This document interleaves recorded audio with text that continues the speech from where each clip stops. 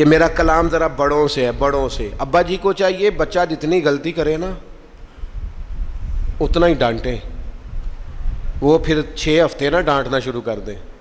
استاد صاحب کو چاہیے کہ جتنی بچے کی کمزوری ہے نا، مجھے پتہ ہے سب سے زیادہ کس بات سے تکلیف ہوتی ہے، آپ کے بچے نے غلطی کی ہے، آپ اپنے بچے کو ڈانٹ لیں، سمجھا لیں، آپ کسی اور کے سامنے اس کی تذلیل کبھی نہ کریں، یہ زیادتی والی بات ہے۔ بتائیں کسی ایسے شخص کو جس سے آپ کو امید ہے کہ آپ کو مشورہ دے گا یا اسے سمجھائے گا، لیکن گلی گلی کھڑے ہو کے اپنے آپ کو مظلوم ثابت کرنے کے لیے اس کی توہین نہ کریں، یہ انداز درست نہیں ہے، اس سے بچوں کی انسلٹ ہوتی ہے، وہ کمزور پڑ جاتے ہیں۔ ہمارے بچے ہمارے ہیں نا، تو ان کی عزت کس کی ہے؟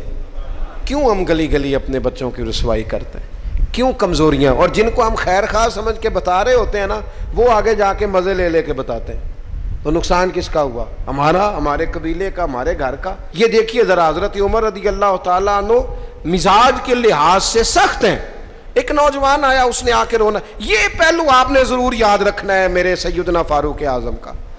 نوجوان آیا اور آ کے رو ہی پڑا، حضرت عمر نے اس کو روتے دیکھا تو فرمایا بیٹا کیا ہوا؟ کہنے لگے حضور فلاں علاقے کے فلاں گورنر صاحب کا مسئلہ ہے، حضور مجھ سے غلطی ہو گئی تھی، میں شراب پی بیٹھا تھا، انہوں نے مجھے درے بھی مارے ہیں، پھر انہوں نے لوگوں سے کہا اس کے ساتھ میل ملاپ چھوڑ دو، کوئی اس سے بات نہ کرے، حضور مجھ سے غلطی ہو گئی میں مانتا ہوں، پر اتنی اذیت، اتنی تکلیف، جب مجھے سزا مل گئی، کوڑے لگ گئے، تو پھر یہ الگ سے جو سزائیں مجھے دی گئیں، یہ میں حضرت عمر کی بات کر رہا ہوں۔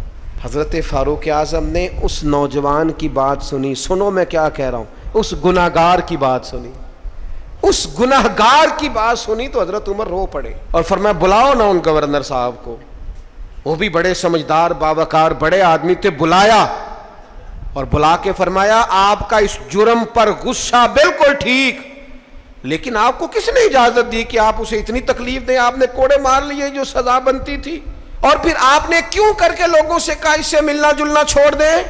فرمایا اب میں آپ کو حکمن کہتا ہوں اگر آج کے بعد آپ نے کوئی ایسا کام کیا تو میں آپ کو سزا دوں گا۔ فرمانے لگے آپ نے کہا تھا نا لوگ ان سے ملے جلے نہ، فرمایا اب آپ ہی لوگوں سے کہیں ان سے ملاقات شروع کریں۔